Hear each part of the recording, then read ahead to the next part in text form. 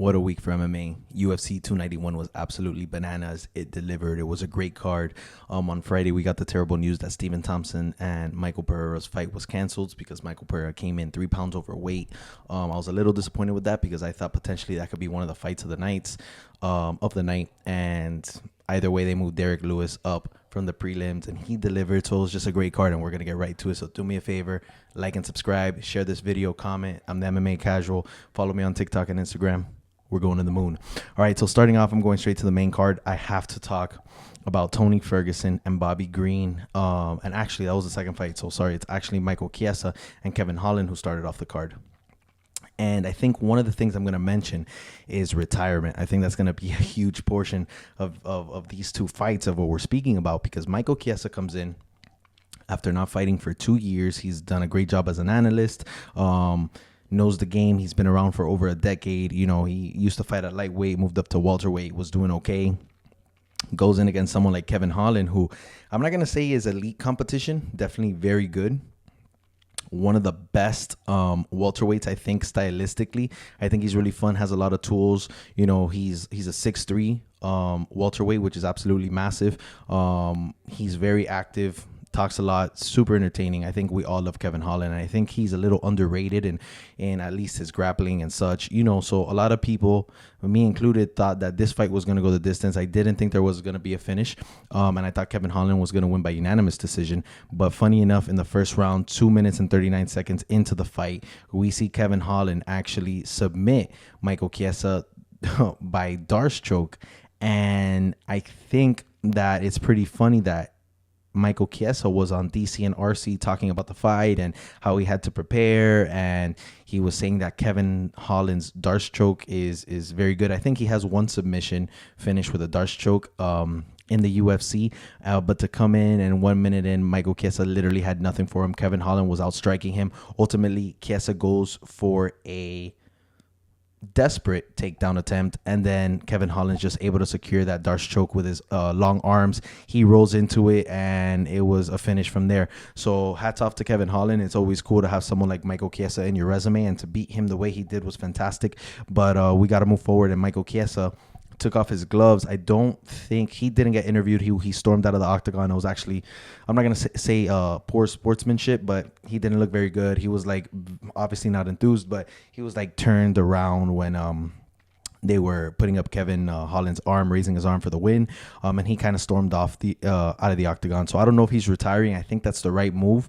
Kevin Holland spoke in the post-fight press conference, and he said, you know, like, hey, I'm a nicer guy. Any other guy would have just, you know, caused brain damage. And he was saying that, like, some of these guys need to understand that they could mention title shots all they want, but some guys just don't have it in them. They're not good enough. And that's kind of what he said about Michael Chiesa. And I agree. So Kevin Holland's advice to Michael Chiesa, and I guess other vets who've been around the game for a while but just don't have it in them anymore, it's like, hey, retire, don't take damage, go retire with your family, enjoy the money you have made, and move on. He said you do a good job as a commentator, an analyst, whatever, and I think you should stick to doing that. So I thought, not that it was disrespectful, but I thought it was very interesting for Kevin Holland to come out and say, hey, you're not good enough. And I thought that was pretty cool. With that being said, great performance by Kevin Holland, and we move on to, of course, Tony Ferguson and Bobby Green. Bobby Green came in as a negative 375 favorite. I thought that was absolutely bananas. I understand that Tony Ferguson has taken 5 straight losses. In my predictions video, what I did say was you have to understand the 5 guys that Tony Ferguson lost to are at a whole different caliber than Bobby Green. This is not the same type of competition. We are talking about elite contenders in the lightweight division. So for this fight, I didn't like the odds, but I still felt that Bobby Green was going to take it. I did think it was going to happen in unanimous decision. So to see Bobby Green submit Tony Ferguson was definitely something, and it happened with 6 seconds left in the fight, which is not bizarre, but disappointing, because it's almost like, damn, Tony, you could have made it. And he was kind of throwing out his legs. I wasn't even sure what message he was sending to the ref, but Bobby Green was ultimately able to finish him. Tony Ferguson, at the end of the day, I don't think that he is aware, or he has really understood his physical limitations. And I think it shows in a fight like that one with Bobby Green. It showed in the fight against Nate Diaz. He's just not there anymore. His fight style does not work for his age or the competition he is facing. He leaves himself open. He's always been a really unorthodox fighter. You see him with his hands down. You see him trying to slip things. You see him turning his body a lot, so he gives his back to his opponent. El Cucuy cannot do that anymore. It's just not in his game plan. It shouldn't be in his game plan because he will not be successful. He takes way too many strikes, significant strikes, and he's just taking damage at this point. I want to say that like 4 fights ago, I said, hey, we need to see Tony Ferguson head out of the UFC, leave with grace, leave with your pride, and stop taking so much damage. At the end of the day, it's not even about these embarrassing losses or constantly seeing losses. It's almost like at this point, your family and your coaches have to come in and tell you, hey, man, you're taking so much damage. This is a danger to you and your future, your longevity, your mental health, everything. Because, at this point, we all know that Tony Ferguson, I'm not going to say that he's not well, but it's almost like, yeah, there's clear signs of CTE.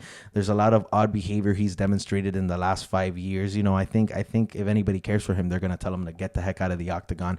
With that being said, man, it's exactly what we expected. He's just not himself. His fight style doesn't work anymore. Bobby Green was able to finish him, and I think he needs to go. One of the analysts, I think it was Chael Sonnen and Anthony Smith, one of them two mentioned that they think that, he had a lot of love shown in Utah. A lot of people were going crazy for Tony Ferguson because he is a fan favorite. Everybody loves him. However, they thought that he should get something similar to what Robbie Lawler got. And that's being like a retirement fight. It's well known. They make a video. They respect him.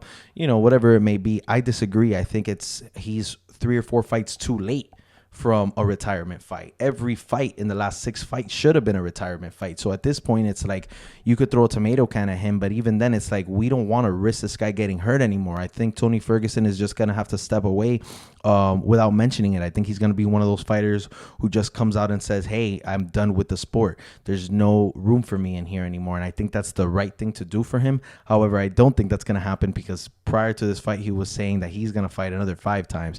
So in reality, I don't think the UFC would ever not sign Tony Ferguson or let him fight. At the end of the day, he will bring in views and people will watch Tony Ferguson fight, but it's just unhealthy, man. And I think some way, shape, or form, he needs to retire soon because it's just not good for him and his health.